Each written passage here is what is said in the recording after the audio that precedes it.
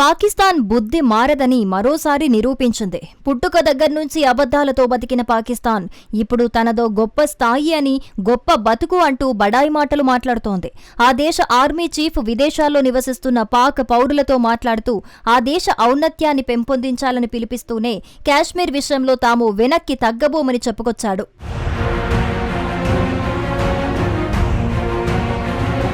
పదవి చేపట్టిన రోజు నుంచి ఈ రోజు వరకు నోరు మెదపని పాకిస్తాన్ ఆర్మీ చీఫ్ తాజాగా చేసిన వ్యాఖ్యలు కలకలం రేపుతున్నాయి. పాకిస్తాన్కు కాశ్మీర్ జీవనాడి అని వ్యాఖ్యానించాడు. ప్రస్తుతం కాశ్మీర్ ఎలా ఉందో వచ్చే రోజుల్లో కూడా అలా ఉంటుందని పాకిస్తాన్ తాము ఎన్నటికీ మరవబోమన్నాడు. 1947లో దేశ విభజనకు ఆధారమైన రెండు దేశాల సిద్ధాంతాన్ని కూడా ఆయన తాజాగా సమర్థించారు. విదేశాలలో నివసిస్తున్న పాకిస్తానీయుల వాసుల సమావేశంలో ప్రసంగించిన జనరల్ మునీర్ పాక్ పౌరులుగా అందరూ గర్వపడాలన్నారు. విదేశాల్లో ఉన్న పాక్ జాతీయులంతా దేశానికి రాయబారులని, వారంతా ఉన్నత భావాజాలానికి, సంస్కృతికి ప్రతినిధులని చెప్పాడు. బయట దేశాల్లో నివసిస్తున్న వారంతా పిల్లలకు పాకిస్తాన్ కథను చెప్పాలని, జీవితంలోని ప్రతి అంశంలోనూ ముస్లింలు హిందువుల నుండి భిన్నంగా ఉన్నారని, ఇదే పూర్వీకులు చెప్పారని ఆయనన్నారు. మతాలు, ఆచారాలు, సంప్రదాయాలు, ఆలోచనలు, ఆశయాలు భిన్నమని, అందుకే రెండు దేశాల సిద్ధాంతానికి పునాది పడిందన్నారు.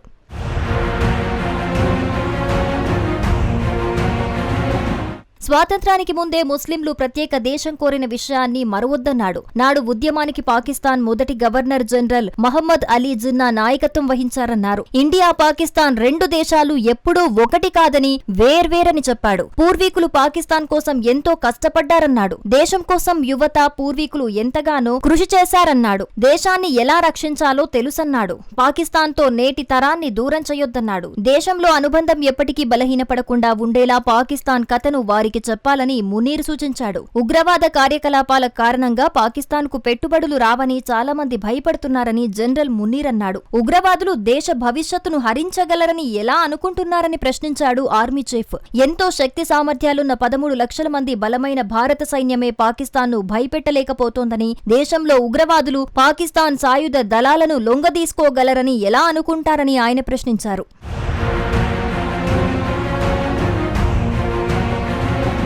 బలూచిస్తాన్లోని వేర్పాటువాద ఉద్యమాలపై సాయుధ దళాలు కఠినంగా వ్యవహరిస్తున్నాయని పాకిస్తాన్ ఆర్మీ చీఫ్ స్పష్టం చేశారు. బలూచిస్తాన్ పాకిస్తాన్కు గర్వకారణమన్న ఆయన వచ్చే 10 తరాల తర్వాత కూడా దాన్ని తీసుకోలేరన్నాడు. ఇన్హా అల్లాహ్ ఉగ్రవాదులను అతి త్వరలో ఓడిస్తామని ప్రతిజ్ఞ చేశాడు. కాశ్మీర్ విషయంలో మా వైఖరి ఖచ్చితంగా స్పష్టంగా ఉందన్న ఆయన ఇది తలకు మొండానికి మధ్య ఉండే మెడ భాగమని చెప్పాడు. దానిని మరిచిపోమన్న ఆయన కాశ్మీర్ సోదరులను, వారి విరోచిత పోరాటాల త్యాగాలను మరువమన్నాడు. పాకిస్తాన్ వ్యాఖ్యలపై ఇంకా విదేశాంగ మంత్రిత్వ శాఖ తీవ్రంగా స్పందించే అవకాశం ఉంది. పిచ్చి పిచ్చి ప్రేలాపనలు మానుకోవాలని ఇప్పటికే విదేశాంగ శాఖ పాకిస్తాన్ కు సూచించింది. పాకిస్తాన్ ఆర్మీ చీఫ్ వ్యాఖ్యలకు ఇండియా నుండి ఓ రేంజ్ లో కౌంటర్ రావటం ఖాయం. జనరల్ మునీర్ వ్యాఖ్యలతో పాకిస్తాన్ బుద్ధి మారలేదని మరోసారి స్పష్టమైంది. పాక్ జనరల్ వ్యాఖ్యలలోని భారత వ్యతిరేక భావన రెండు దేశాల మధ్య వైరాన్ని మరింత తీవ్రతరం చేసే అవకాశముంది.